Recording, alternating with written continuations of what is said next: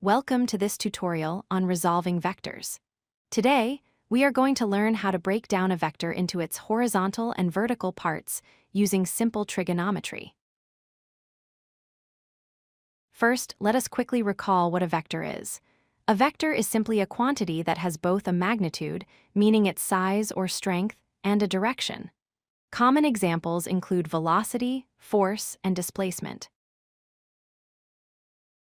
When a vector points diagonally, it is actually moving in two directions at once. It is moving horizontally and vertically. We call these the horizontal and vertical components. Think of them as the shadow the vector casts on the x and y axes. If we take the vertical component and slide it over to the end of the horizontal component, we form a right-angled triangle.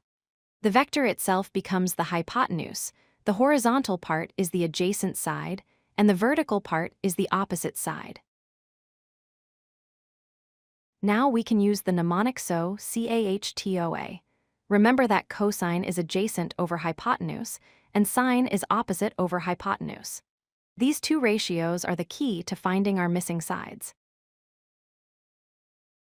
To find the horizontal component, we use cosine because it relates the adjacent side to the hypotenuse. By rearranging the formula, we find that the horizontal component, v sub x, equals the total vector v multiplied by the cosine of the angle theta. To find the vertical component, we use sine because it relates the opposite side to the hypotenuse. Rearranging this gives us the formula. The vertical component, v sub y, equals the total vector v multiplied by the sine of the angle theta. Let us look at a concrete example. Suppose a ball is kicked with a velocity of 20 meters per second at an angle of 30 degrees.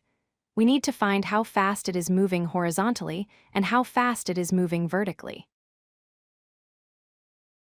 Plugging our numbers into the formulas.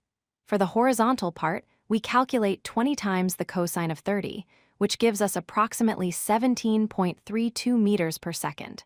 For the vertical part, we calculate 20 times the sine of 30, which is exactly 10 meters per second. To summarize, any diagonal vector can be split into x and y components using a right triangle.